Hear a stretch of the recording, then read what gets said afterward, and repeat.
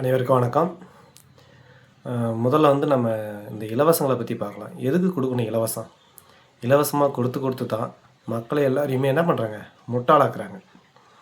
இப்போ ரீசெண்டாக ஒரு கொஞ்ச நாளுக்கு முன்னே ஒரு சம்பவம் பார்த்துருப்போம். ஏதோ ஒரு காட்டில் இந்த குரங்குங்களுக்கு உணவு கொடுத்ததுக்காக, இந்த பழங்களை எடுத்து போட்டதுக்காக ஒருத்தரை அரெஸ்ட் பண்ணாங்க. என்ன ரீசன் கேட்கும்போது அவங்க சொல்கிறாங்க, நீங்கள் ரோட்டில் பழத்தை போட்டு போயிடுறீங்க, அந்த குரங்கு தான் என்ன பண்ணுது, அந்த பழங்களை எடுத்து சாப்பிடுது.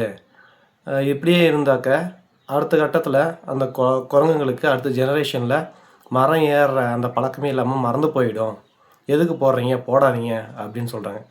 அது பாவம் ஏதோ வாயிலா ஜீவம். இப்போ வேக்காட்டு காலம், காட்டில் எதுவும் பழங்கள் கிடைக்காது.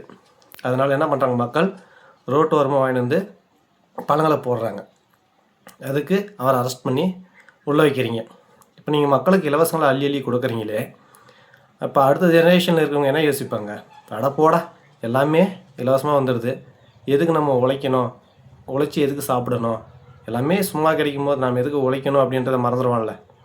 அப்போ நீங்கள் சொல்கிற அந்த கான்செப்டில் பார்த்தோம்னாக்க, குரங்கு எப்படி மரம் ஏற மறந்துடுமோ அதுபோல் மனிதன் என்ன பண்ண போகிறான், உழைச்சி தான் சாப்பிடணுன்றதை மறந்துட போகிறான். எதுக்கு இலவசங்களை கொடுக்குறீங்க? இலவசமாக கொடுக்க வேண்டியதே இலவசமாக கொடுங்க. எது இலவசமாக கொடுக்கணும்? எல்லா மக்களுக்குமே கல்வி பொதுவானது, அதை இலவசமாக கொடுங்க. மருத்துவம் பொதுவானது, அதை இலவசமாக கொடுங்க. ஏழை விவசாயிங்களுக்கு இந்த உழவு ஓட்டக்கூடிய இயந்திரங்களை இலவசமாக கொடுங்க. உரங்கள், அதற்கு தேவையான பொருட்களை கனிம பொருட்களை இலவசமாக கொடுங்க. அதையெல்லாம் இலவசமாக கொடுங்க, தப்பு இல்லை. ஆனால் சும்மாவே எல்லாத்தையும் இலவசம்னு கொடுத்துட்டிங்கனாக்க எல்லாமே வீட்டிலே இருக்கலாம், வாங்கி சாப்பிட்டு படுத்துன்னு தூங்கலாம், ஃபோன் பார்க்கலாம், டிவி பார்க்கலாம், அப்படி தான் தோணும். இலவசங்களை தயவு செஞ்சு தவிருங்க. இலவசங்களை கொடுக்குறத விட்டுட்டு எது இலவசமாக கொடுக்கணுமோ அதை கொடுங்க. அப்போ தான் மக்களும் முன்னேற முடியும், நாடும் ஒரு வளர்ச்சி பாதையை நோக்கி பயணிக்க முடியும். நன்றி.